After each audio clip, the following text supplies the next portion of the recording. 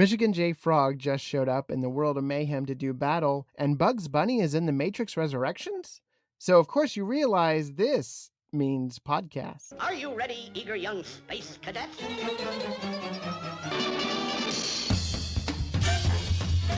Meep, meep. I saw a pussy That is the limit!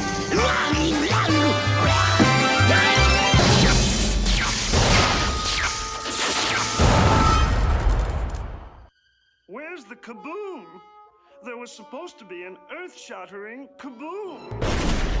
Hello, and welcome to, of course, you realize this means podcast. I'm your host, Jonathan Graves, and with me today is my friend and soon to be yours, Austin Bouse. They are an author of Mrs. Macabre, which you can currently buy on Amazon, as well as Legend of the Raven Queen. So check those out. Austin, how are you doing today? I'm doing great, Jonathan. How are you?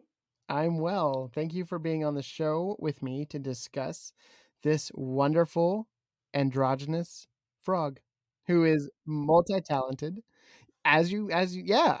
I mean, like, we honestly have been talking about doing this episode since I started the podcast. Yeah. And you had told me that this character means so much to you that I needed to have you on. And I was so thrilled that you have such an affinity for one of these characters, these Looney Tunes characters, and their history.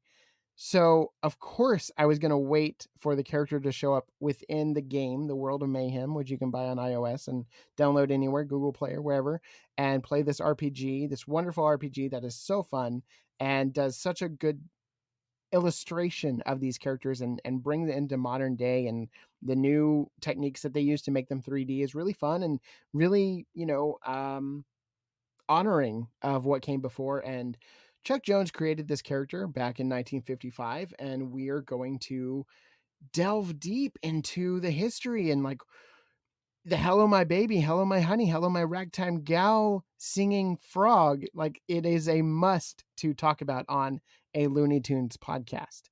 So we are here to do that. But before we begin, there's some news that we got to touch on. So you ready to discuss some Looney Tunes news? I'm always ready to discuss some Looney Tunes news. Excellent. So season 4 of the Looney Tunes cartoons on HBO Max has a release date of January 20th.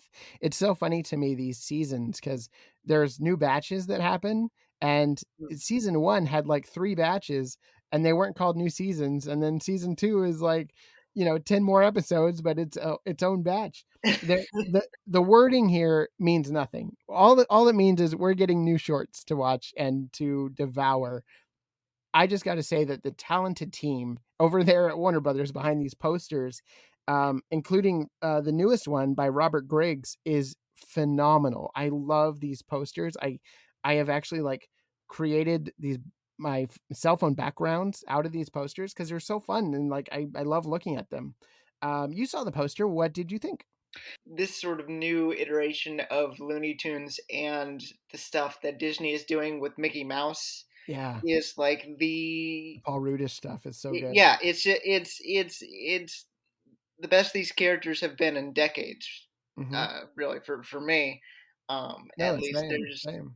they thread that needle of like of understanding like why these characters have like been around for decades, as well as like updating them for modern audiences. Like, that's a really hard like needle to thread. It is. And so they do it so masterfully. Like, you would think, and this even happened at Warner Brothers. They were sent the new ones, and I think the assistant or somebody saw them and they were like, "Oh, we need the new ones. You sent us old ones." And they were like, "No, those are the new ones." Like, they they are that ingrained in our psyche of like what Looney Tunes are as shorts, that whenever they did the reboot and they started, coming out with them, people were like, "Wait, this is from 2020? This isn't from like 1940s?" Yeah. Like, that's masterful work, I think. And everybody over there, like Jim Soper, the guy that is remodeling and bringing these classic characters and giving them like a retro spin. He's doing these with such nuance, and obviously you have 2D animation mixed with the the stitching of the new the wiring and everything like that's new in animation, and some of it is like super flawless, and it's I'm a fan. I love it. I mean, it's so weird being like, because I mean, I guess we'll talk about this later on when we're talking about like our history with like Looney Tunes and stuff. But I remember when I remember seeing advertisements for Looney Tunes Unleashed, or what was that? What was Yeah. that? Was that like the like extreme versions of like Bugs and stuff? Is that Yes, what they were that was called? where they're superheroes. Mhm. Yes, I remember seeing that advertisement while like during a commercial break for the Batman, the other cartoon, Yeah. Mhm. which is really good and really underrated, I think. I really like that version of Batman. But I remember seeing that advertisement, and that was like the first time as like a child I remember being like, that's when I like started to form like an actual like criticism part of my brain, because when Sure. you're a kid you're like you just like love everything that's like put in front of you, but like with this I was like, that's right, there was something like deeply like Lovecraftian, like sort of like that is that is wrong. That is just it's a perversion of nature. It was just, so it's so weird to see them like go like the other way now and like completely get it right. So it's like it's just great to see them like get it right, finally. So Absolutely. It's so yeah. great that they took a chance with Pete Brungard over at the head of that, and I feel they're going in the right direction, and they're gaining momentum with every new batch. I feel like there's more love and more conversation about them with Hmm. every new one, and I feel like Yeah. that's really great to see, and I love that progression. Yeah. So we have a poster. We have the date. January 20th is when that's going to drop out on HBO Max. And before then, we're going to get a trailer that shows off some new animation. And I cannot wait to see what's in store for Wile E. Coyote and Roadrunner. And like those shorts are great. And on the poster itself, which we haven't even talked about, has Bugs Bunny and Yosemite Sam. And Yosemite Sam is fishing, and Bugs is on the line. So, he caught himself a stinker, and we're going to see if he throws it back or if he gets, manhandled by Bugs. Well, okay, I've been meaning to ask you, since you're the expert on this, has Yosemite Sam ever fished before? No, he has not. Oh, so He's this been is a like pirate, so he's been on the sea, but so he has never fished before. this is new territory for A brand Samuel. new territory. He's never held a fishing pole. This is now we're, I mean, forgive the pun, we're getting into uncharted waters here. Like this is really like, I thought you were going to say he's a fish out of water in this story. well, this I don't know. This kind of feel. I mean, we'll talk about this later, but this does kind of feel like a Matrix Resurrections, like Alana Wachowski, like really like going for it. Like this, everything that you know about this character is just now different. Like this is huge, Jonathan. Like this is Game big. changing. It really is. It really Yeah. is. Taking away the gun and putting in a fishing pole. I mean, the times they are changing. That's it's yeah.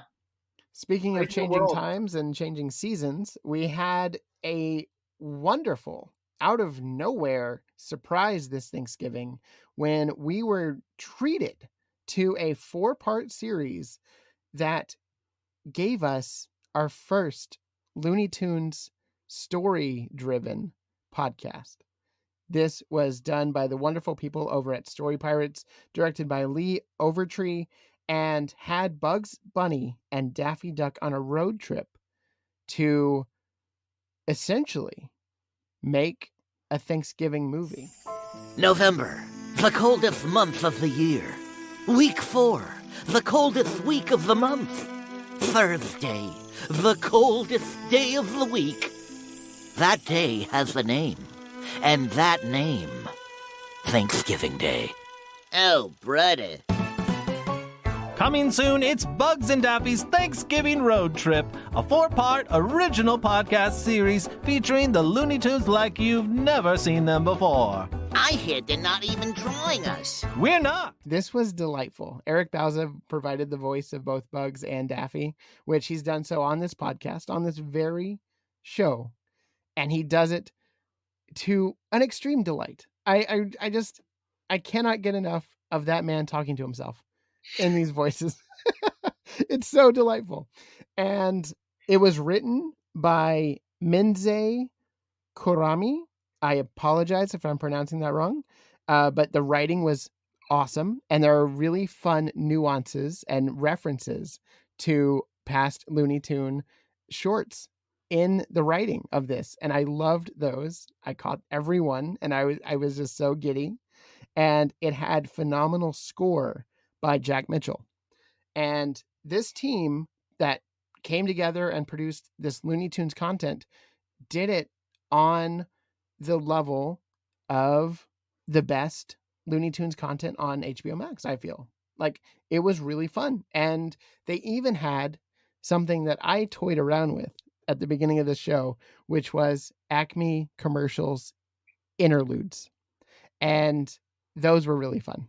It's like WandaVision. It is like WandaVision. I mean, How is it like WandaVision? well, you know how they do, like how they did. I mean, I Yes. I never yes. finished the series, but they did those like commercial breaks Yes, it did. Yeah. for like different Marvel products. Mm-hmm. Absolutely.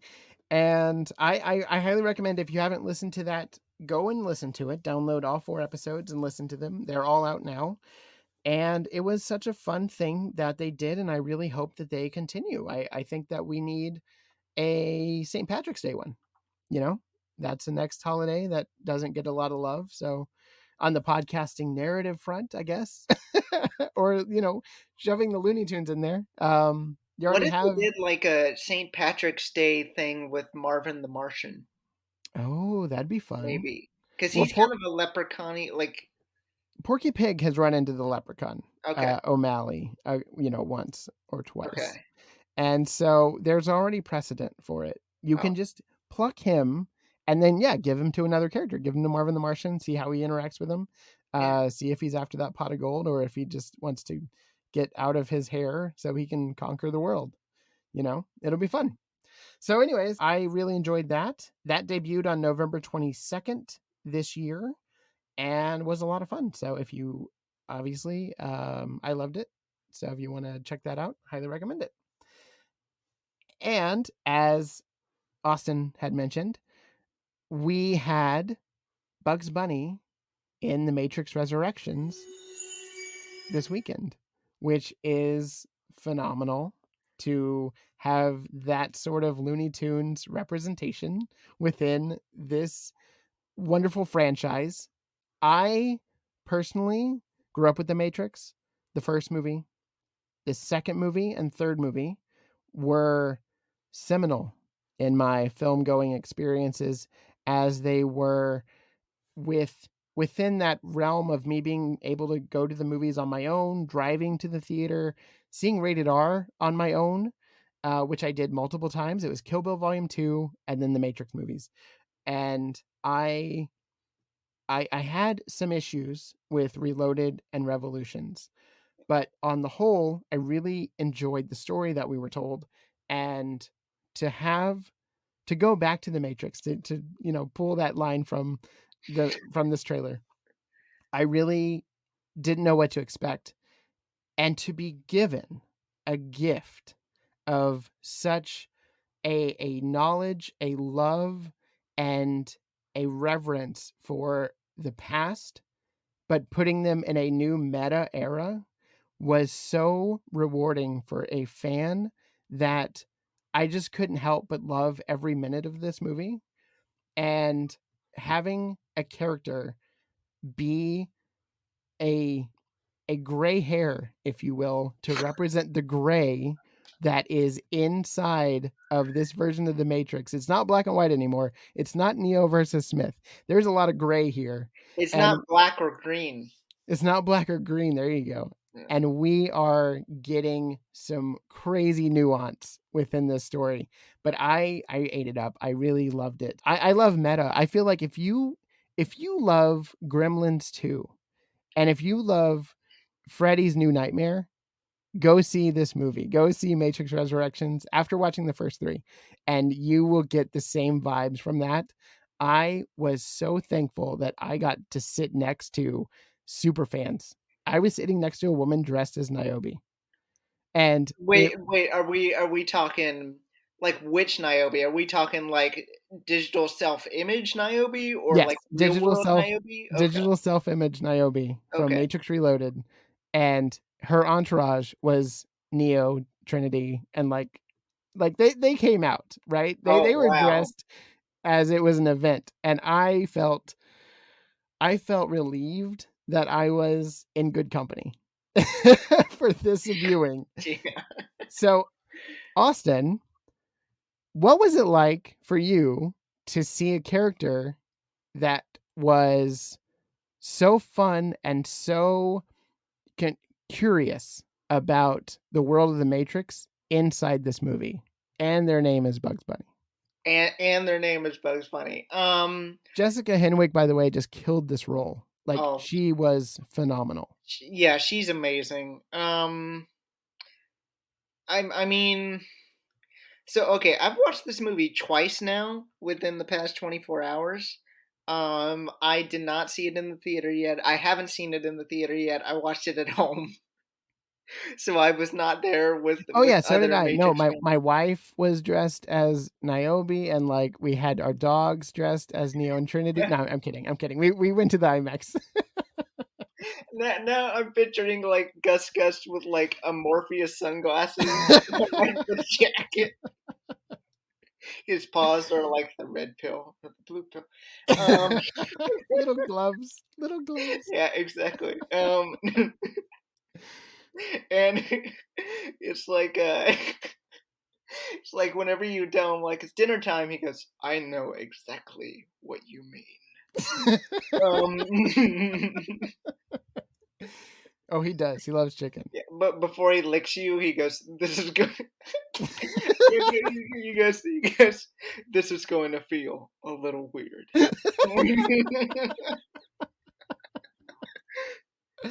So yeah. So you watched it twice. I take it that you liked it. Yeah, I am a huge Matrix fan. Not only that, I'm a huge like Wachowski fan. Yes. If you were to ask me who are my top 5 favorite filmmakers, the Wachowski sisters would be in there for sure. For me, like you, Matrix was a big deal for me as a kid. I did see Reloaded and Revolutions the day they came out. I think they were the 2 first rated R movies I ever saw in a theater.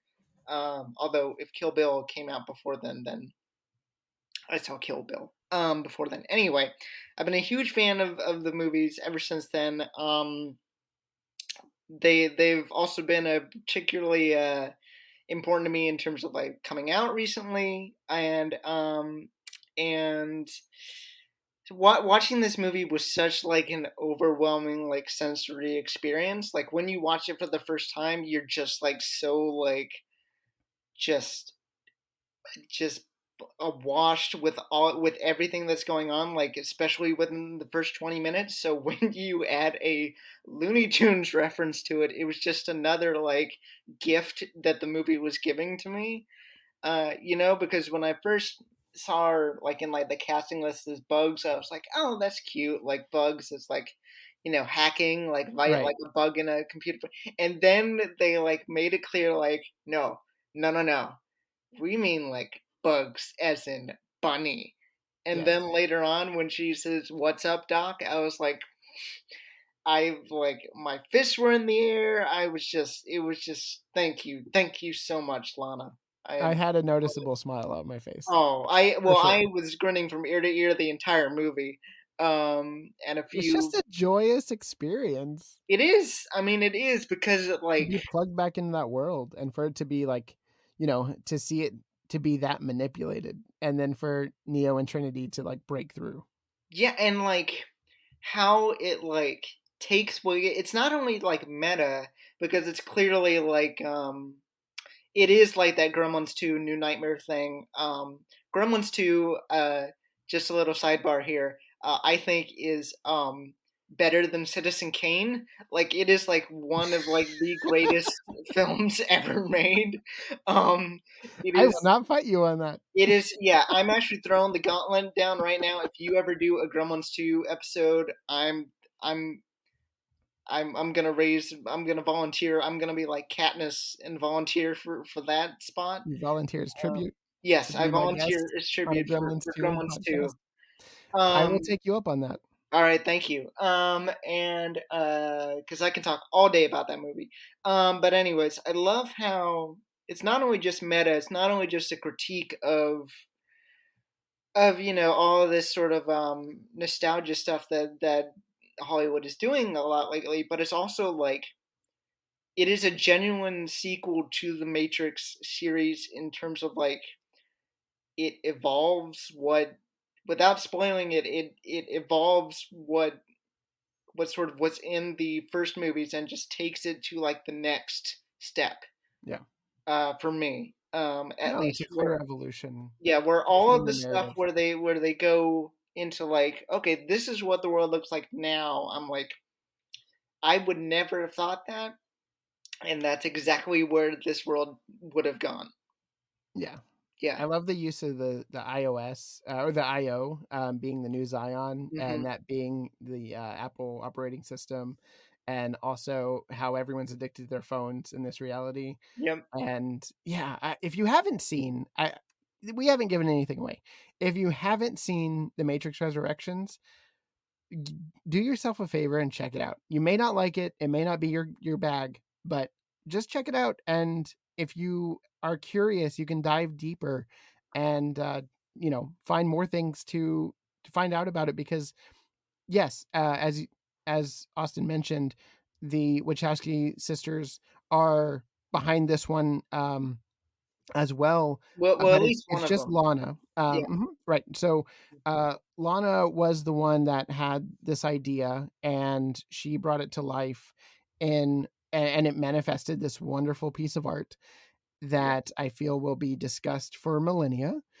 Um, but the great thing about it is that before this movie existed, the Wachowski siblings had created mixed media within the Matrix universe. So you Yes. had video games that already existed. You had computer scenes, like scenes that happened within the video game narratives that weren't in the movies, that they actually shot while they were making Reloaded and Revolutions. Yeah. And there's so much more to learn about the universe that even if you don't like this one movie, if you go back and learn more about it, maybe you can come back to it later on and have a whole new appreciation for it later. Like, you just don't know. Art is ever changing.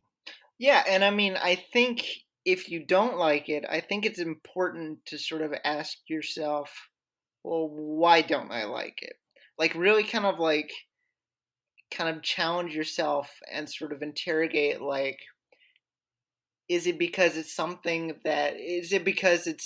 different than what I thought I was going to get, or is it something else? I think that's one of the questions that the movie asks, is that why don't we really kind of like ask ourselves, like, when we get sort of like these binary reactions to stuff, why don't we ask ourselves, like, well, what if we looked at it this way?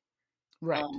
And also, I should say that there is another Looney Tunes character in this movie. Oh, really? He only shows up briefly. He's called the Merovingian. um, I don't want to give anything away to people who haven't ever watched this movie, but I know where you're going with this, and that is hilarious. I, Yes. so that also has another connection to Looney Tunes, is that it's very silly. I would agree with that in the best way. Yes. Speaking of silly, and that is a perfect segue into getting us back on track to talk about one of the beloved characters who made their way to being a mascot of the entire WB network before Cartoon Network was born. And having such an impact on the art of cartoons. Let's talk about One Froggy Evening, directed by Chuck Jones.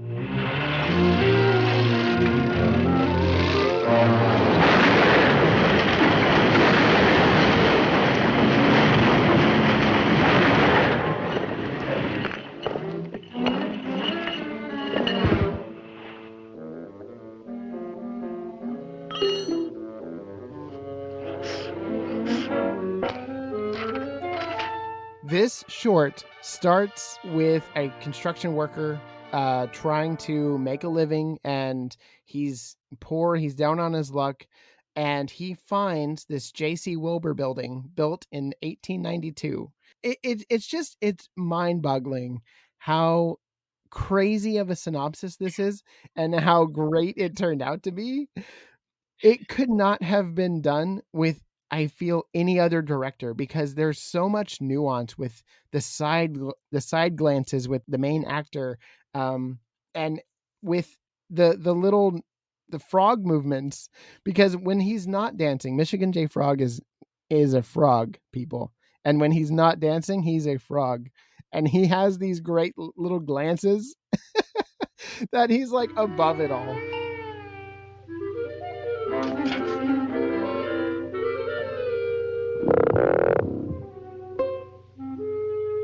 But he just likes to sing and dance when no one's around, except for this one guy. And it drives him literally bonkers. Hello, my baby. Hello, my honey. Hello, my ragtime gal. Send me a kiss by wire. Baby, my heart's on fire. If you refuse me, honey, you lose me. Then you'll be left alone. Oh, baby, telephone and tell me I'm your own. And it is one of the wildest Looney Tunes shorts that ever existed, but it has such artistry behind it, because those songs, the only time that Michigan J. Frog is singing is the only dialogue in the short. That is a masterful approach to this, because I guarantee you, like 90% of animation directors would have had other people talking before the frog starts talking.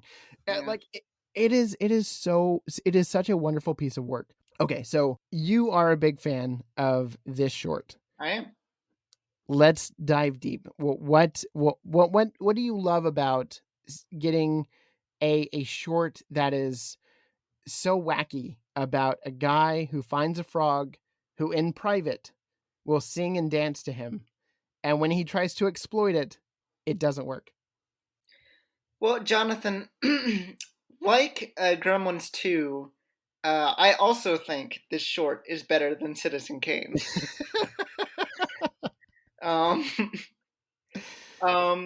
I, as a kid, this and What's Opera Doc were my two favorite Looney Tunes shorts, because they were the most chaotic and the most just...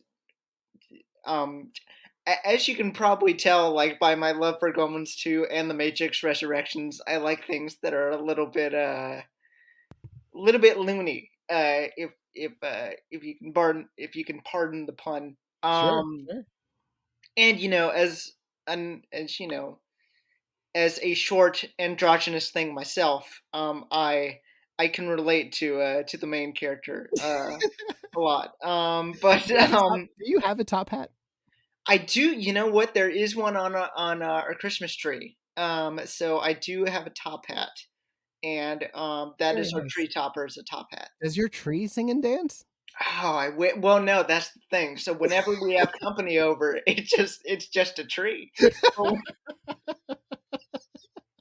It's so annoying because I can't sleep, so it's like it keeps singing and dancing. It's Does it getting just like sing Christmas songs, or does it like? Yeah, it go it's just into Christmas. vaudeville? It's getting like pine needles everywhere, and Yeah, just I'm sure. it's just, and ornaments are breaking out and stuff. My dog is terrified of it, but my dog is the one who's giving the side eye to the camera. But so, I mean, apart from the fact that this is just a great joke, like, and not only that, but we also should talk about its influence on Spaceballs, on Yes. one of the best jokes in space. Okay. We will get to the references. Okay.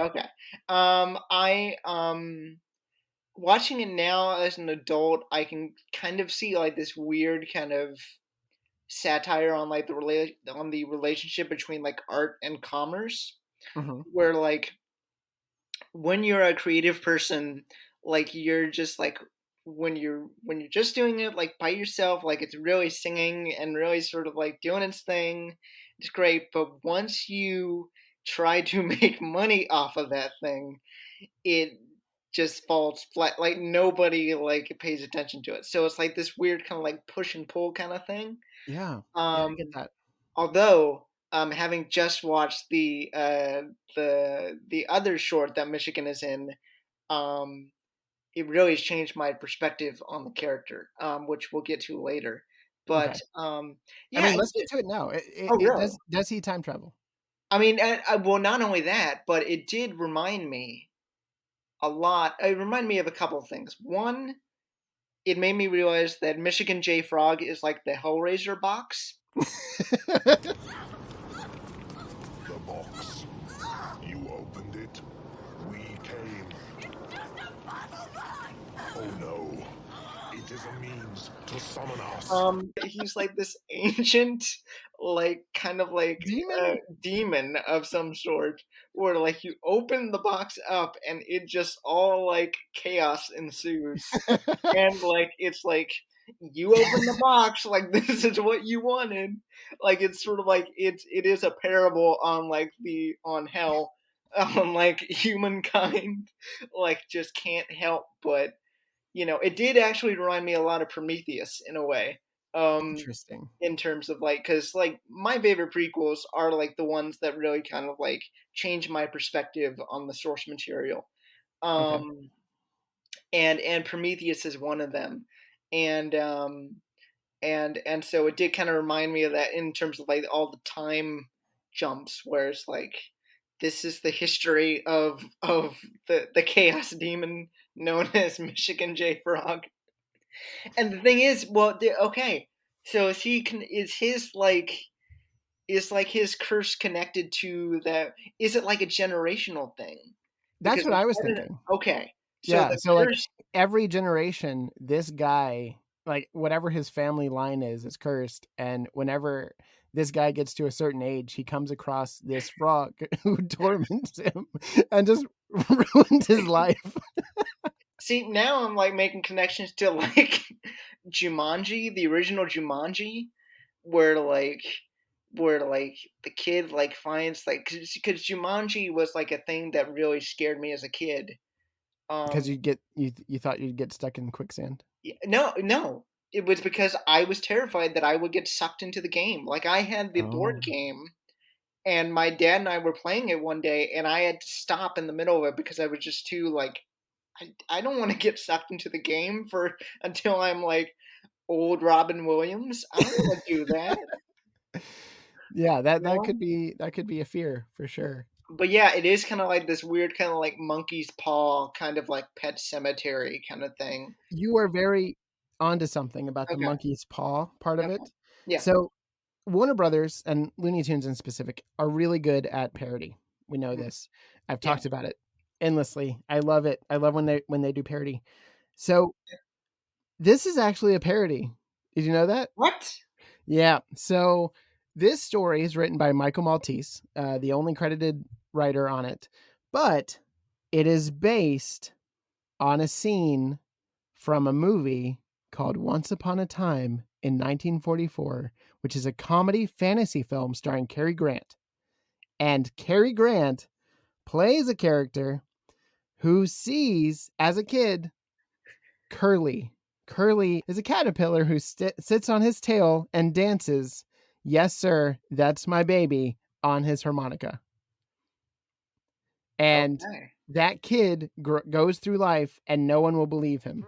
Tell him the ideas I have. Tell him the show I'm putting on. Tell him how he's going to make theatrical history. Go on, tell him.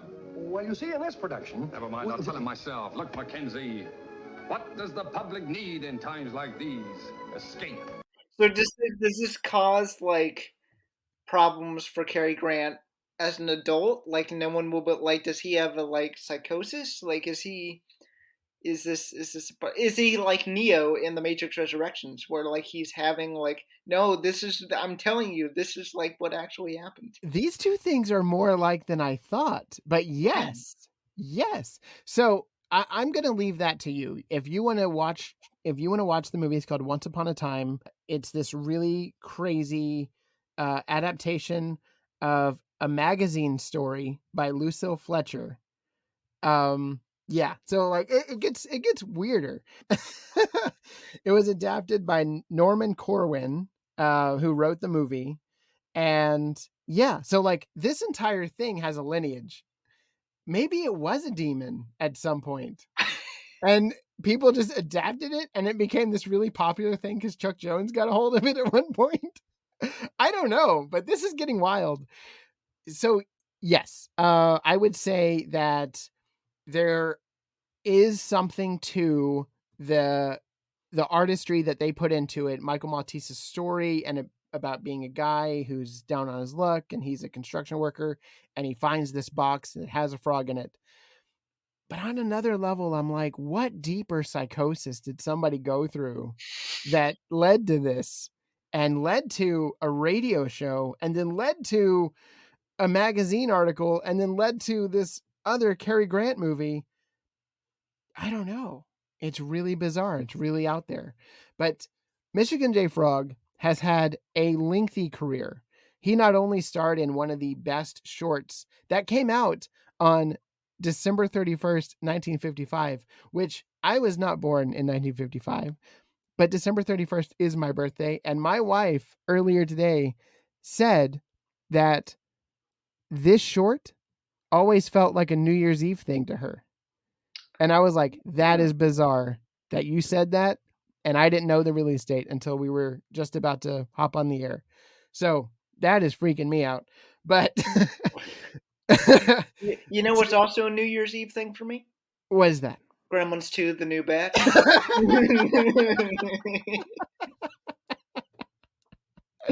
Doesn't that actually take place on New Year's? Like they do. There's a musical number where they all sing New York, New That's York. Right. That's right. So, which I kind of relate to. I think it's kind of New Year's Eve, so that's what I relate. Any excuse to watch Gremlins 2, the new batch, I will take. There you go. So, yeah. There you go. The phenomenal animation of One Froggy Evening by Abe Levidow and Richard Thompson, Ken Harris, Ben Washam, like it's off the charts amazing. And this is the one thing I got to point out. So Bill Roberts is the voice of the frog.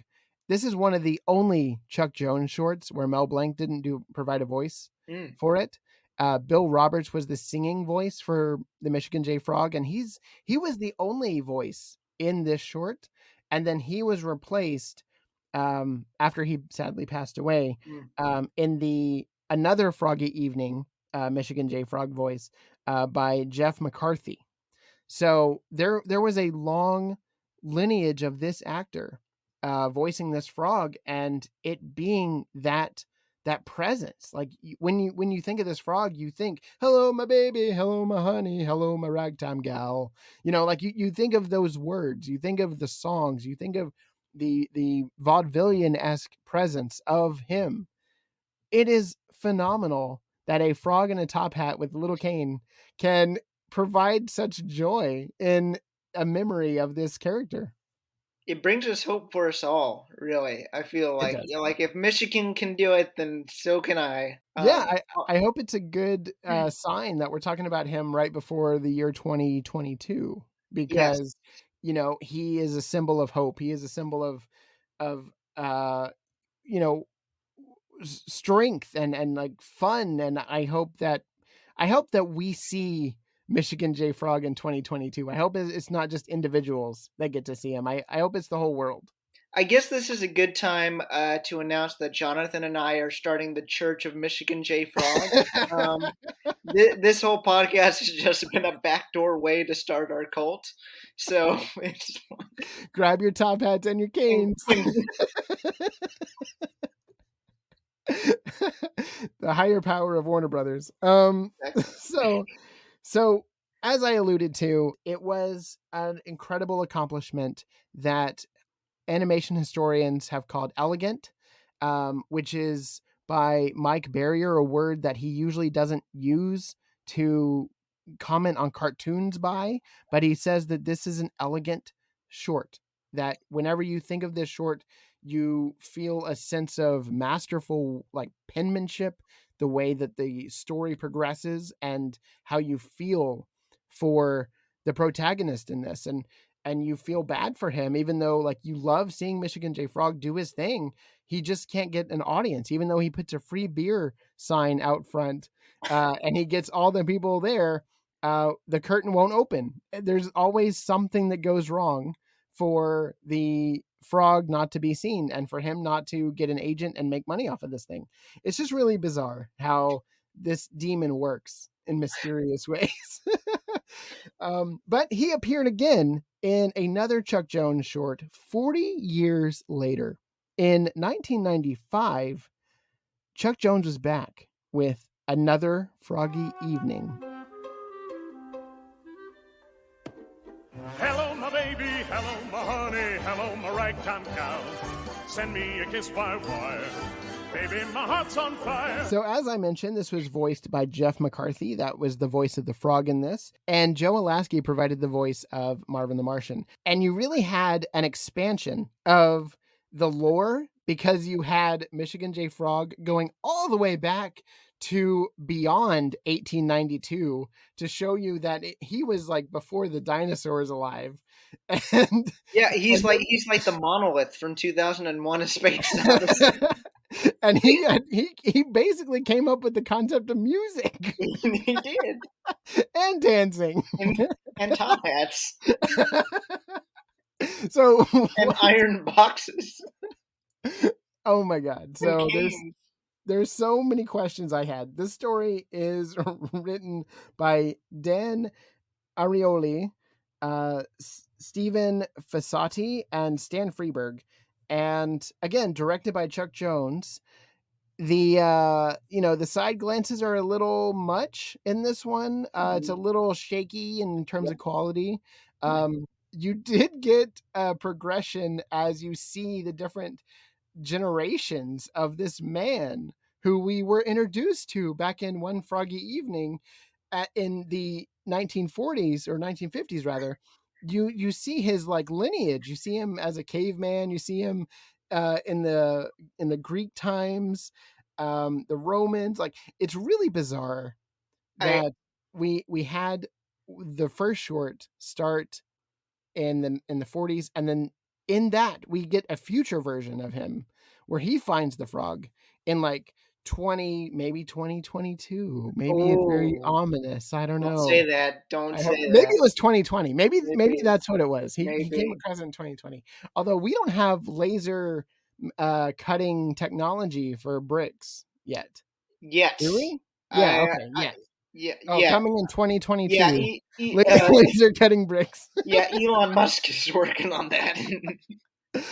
So this one had a huge generation exploration of this one man, and then it got to space, and Marvin the Martian found him. At long last, I have captured a perfect specimen of an operatic earthling, Froggiest Toadeye. How delightful. So, Austin, overall, what was your take on this short? My favorite joke was the Saladus Caesar. Mm-hmm. I thought that was really good. But other than that, I was like, because when I started playing this short, I was like, I'm worried about this because I feel like this is like a one joke kind of thing. You can only do it once because, like I was telling you before the show, I thought One Froggy Evening was it. Just Michigan J. Frog was that, and the WB host. For the WB. That's where I was first introduced to him, was with on the WB. But other than that, I liked the idea of I don't know if this was Jones's intention, but the idea of this frog has cursed this man's like life and his like legacy and his it just follows him. It's really kind of terrifying. Like once you think about it, like Michigan is just following this man throughout time to torment him. Absolutely. All of it, the sins of the father will be met upon your children and their grandchildren. He's kind of like Freddy Krueger in a way, where he just like, Freddy goes after the Elm Street kids. Well, Michigan goes after the children of this poor man. I feel like we have accidentally divulged a new horror franchise that tackles multi-generational victims. Yes. Of the same lineage. I'm picturing right now, it would be like the Fear Street trilogy. Oh, you're absolutely right. Yeah. Yeah, where like each movie is like a different year, but they're all connected by this one thing, and this one thing is Michigan J. Frog. Instead of The Conjuring, it's the Michiganing. The Michiganing. Yeah. The Michigan Rag universe. So some of the songs featured Hello, My Baby. Hello, my baby. Hello, my honey. Hello, my ragtime gal. Send me a kiss by wire. Baby, my heart's on fire. Words and Music by Ida Emerson and Joseph E. Howard. Oh. That song is from 1899. Wow. Yeah. And those sounds like 1899 names, let me tell you. Then we had the Michigan Rag, which was written by Michael Maltese and Milt Franklin and Chuck Jones for this cartoon. Everybody do the Michigan Rag. Everybody likes the Michigan Rag. Every Mame and Jane and Ruth stomp around, pump the Michigan, jump, clump, pump the Michigan Rag. That loving rag. We also had Come Back to Iran, or Irene. It's Irene. Probably the latter instead of the former. Come Back to Irene. My guess. Words and Music by Clarabelle. That's a pseudonym for Charlotte Allington Barnard. Jeez, I'm butchering. That's why she had the pseudonym, because no one could. Come back to wearing my morning. Come back again to the land of thy birth. And that song was from 1866. Okay, then it's definitely not Come Back to Iran. That's... And then I'm Just Wild About Harry. Wild about Harry, and Harry's wild about me. Oh, I'm just wild about Harry, and he's just wild about, cannot do without, he's just wild about me. Words and Music by U.B. Blake and Noble Sissel, written for the musical Shuffle Along in 1921. That checks out. Michigan J. Frog gets around. He saw a musical in 1921. Yeah, I mean, clearly, like you said, he invented music. He did. And time travel. Throw Him Down, McCloskey. Words and Music by John W. Kelly. That song is from 1890. Throw him down, McCloskey, you can lick him if you try, and future generations with wonder and delight will read on history's pages of the great McCloskey fight. That 1899 titles, they don't make them like they used to. This one's even further away. So Largo al Factotum. I think I'm pronouncing that right. Composed by Giacchino Rossini for the opera The Barber of Seville, 1816. And there you go. There's a Rabbit of Seville, Barber of Seville reference for you. Can you imagine if Billie Eilish covered "Throw 'Em Down, McCloskey" or whatever? Be a hit. It would be a hit, and the kids would love it.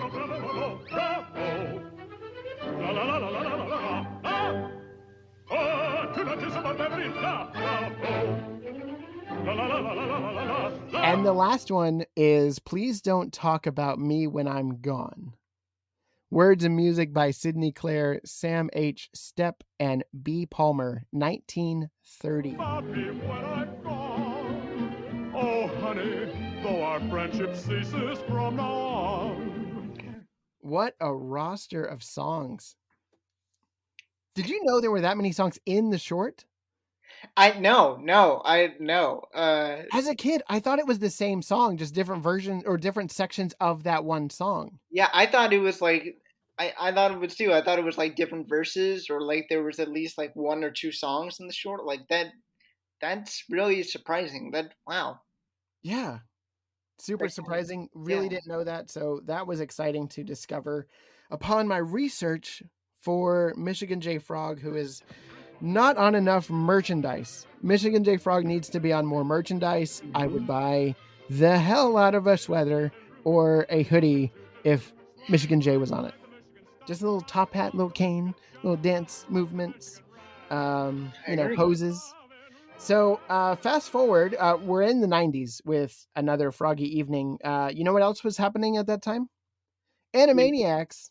So he had to show up in the Animaniacs. I was like the Gulf War. Oh man. No. We're keeping it cartoons centered here.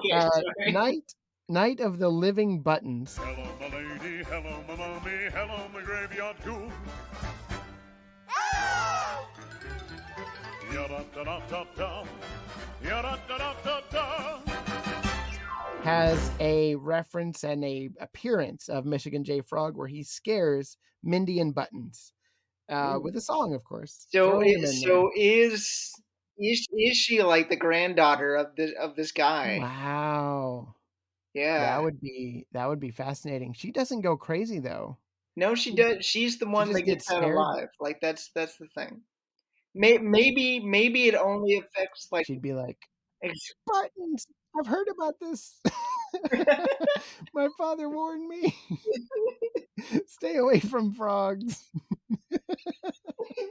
Frogs with top hats, especially. Because I mean, like on like the opening titles of Another Froggy Evening, you see like cave scrawlings of Michigan. So like, it is like a Jungian kind of like thing where it's like it's just part of the universal consciousness, I guess. But yeah, I didn't know that. I may have to look that up because I do love Michigan. Yeah. So Jeff McCarthy also provided the voice of Michigan J. Frog in that, and in his appearance in the Sylvester and Tweety Mysteries, which was also very small, as well as From Hair to Eternity, that was straight to video with a Bugs Bunny and Yosemite Sam cartoon legacy series. And it was the last thing that Chuck Jones ever directed. Wow. Mm-hmm. So that's cool. From Hair to Eternity. He showed up in that really quickly. And then Jeff McCarthy did the voice of Michigan for the WB and Kids WB bumpers until 2001. So what a legacy that guy had, taking over the role from Bill Roberts, who was that iconic singing voice. And that iconic singing voice can still be heard today as Bill Roberts' archival recordings are used within, and I gotta praise it again, the Looney Tunes World of Mayhem RPG game.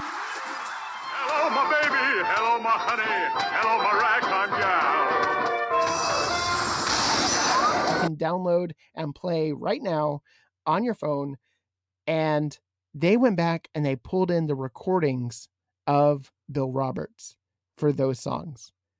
What a masterful stroke to do that, to make authentic the appearance of Michigan J. Frog, something we've been waiting for since the birth of this game, to be that authentic to the series. I bet there was a writer on that game who was like, this is my shot. This is like, Michigan is like his favorite Looney Tunes. Like he's been wanting to do this since he was a child. Now he gets the opportunity to put him into a game. Got to get that original Bill. Bill Roberts is like the Laurence Olivier of Dancing Frogs. He is. Like he's like absolutely. dancing frogs have him to thank for their popularity. Yes, I mean he did predate Kermit. Not to throw shade at Kermit. I love Kermit. Kermit is a legend and an icon. He's the best Muppet. But if we're gonna have like a Mount Rushmore of dancing frogs, it's gonna be Michigan, Kermit, me. You're a frog? Oh, sorry. You didn't know that? Oh, this is awkward. Yeah, when I said The Matrix was really important to me about coming out, what did you think that I meant? Oh boy.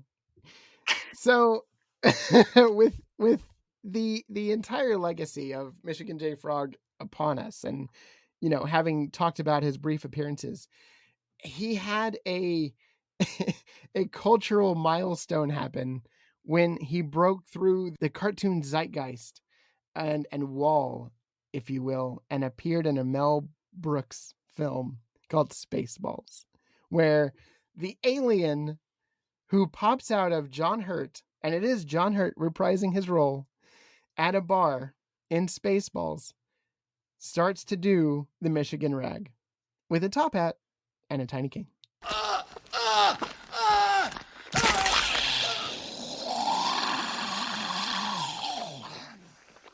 Oh no, not again.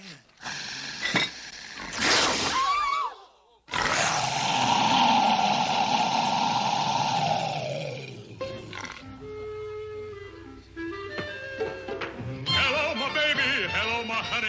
Hello, my ragtime gal. Send me a kiss by wire.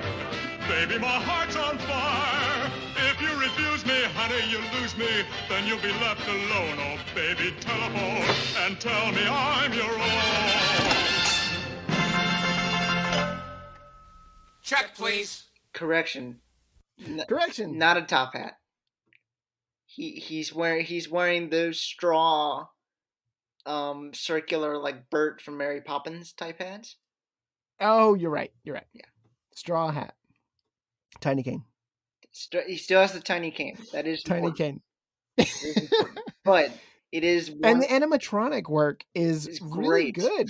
It's really good for this little gag that made, I want to say, pop culture history, because it was the first like big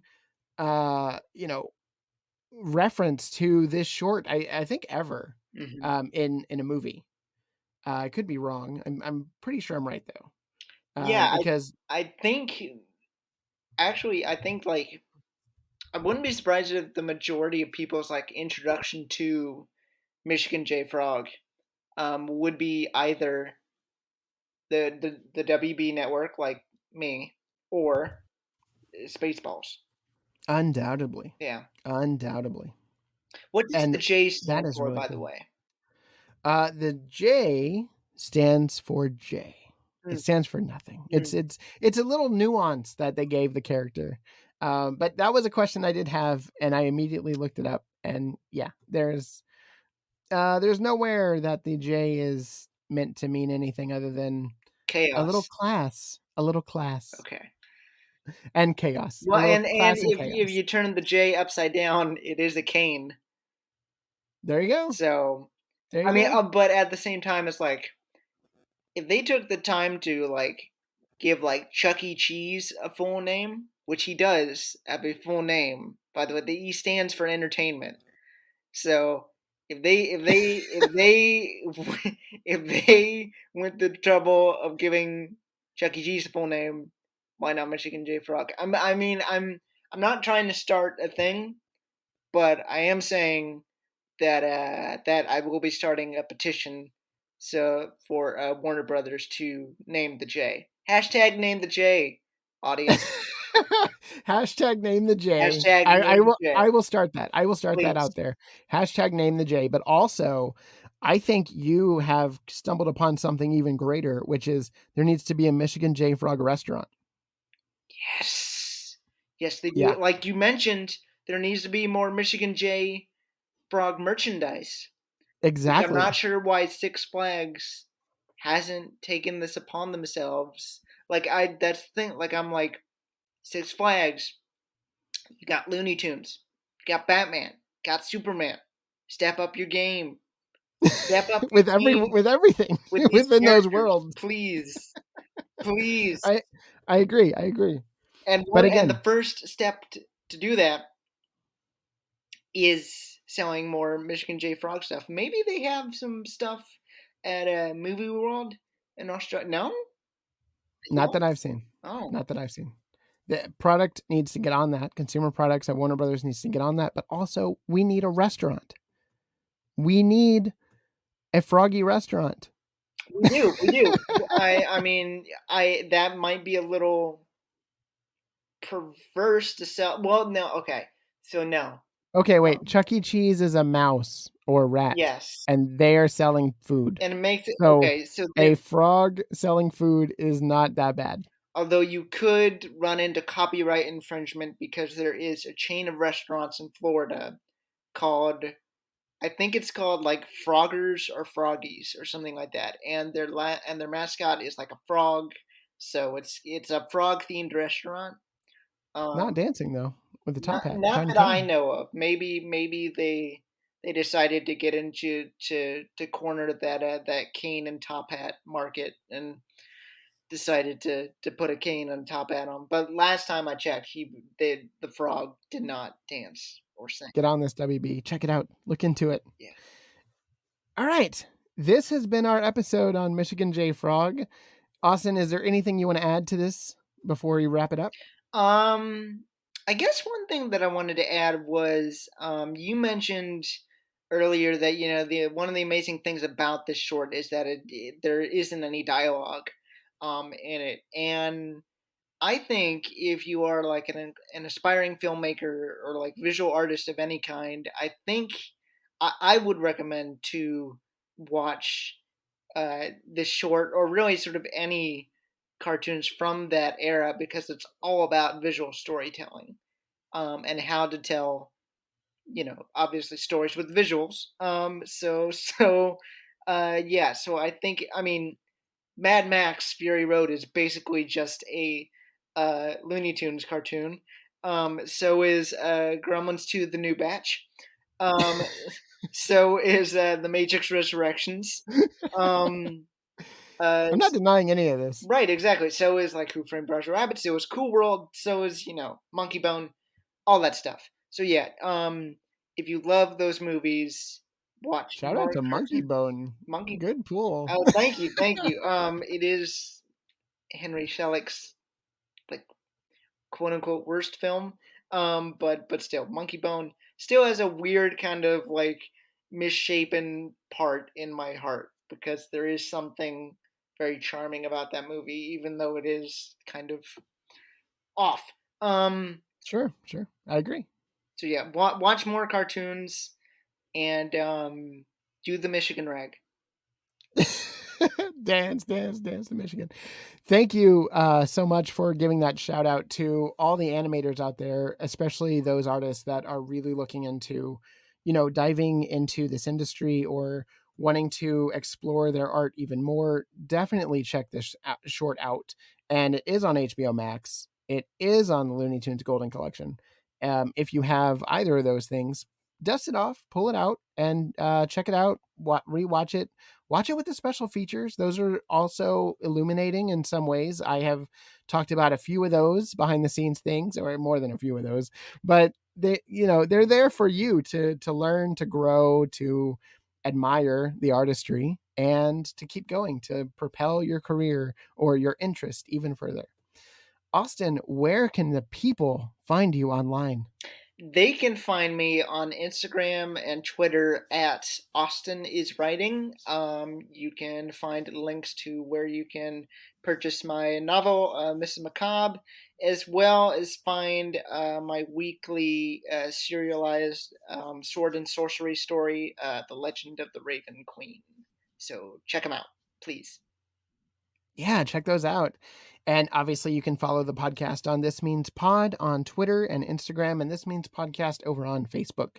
If you like our content, please share it with your friends, other Looney Tunes aficionados, and hope everybody has a really fun and safe new year.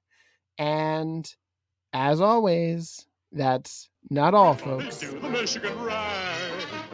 Everybody likes the Michigan ride. Every name and chain and root. Stomp, romp, hump the Michigan. Jump, clump, pump the Michigan ride. That loving ride. You're keeping this in, right? God, I am not keeping this in. Please keep this in. Well, one thing I know is that Michael Maltese wrote the Michigan Rag, which is not something that is done lightly. Like, to have a writer of a cartoon write an entire song, I think that's pretty phenomenal. And it caught on. Like, a lot of people know that song from this short. And, maybe people are like, well, I don't know exactly where it's from, but I can tell you, I know it. Yeah, it sounds like an American standard, like those like 1930s, 40s kind of like big band kind of things. It sounds exactly like that. So so when did you say this short was made? When did it come out? In the 50s? The first one or the second one? The first one. The first one was 1955. The second one was 1995. That's right. Okay, 1955. 1955. Going back to the future. Had Marty stayed around just a little bit longer, had Thanksgiving with Lorraine or something, he might have run into the Michigan J. Frog. We don't know. Well, no, I feel like, okay, so the alternate ending to Marty is that he didn't make it when the lightning struck the clock tower. He didn't make it. And the only thing to give him hope again was Michigan J. Frog. Oh, okay. Because he's stuck there in 1950, so he's gonna have to live his entire life, and so he knows what's going to happen in the future. So does he tell people? Does he not? I don't know. Does Doc Brown like spiral down into some sort of madness? Because I would imagine so. He's on the verge of madness. He really is. He really is. He didn't have time to build the scale, but now he does. When you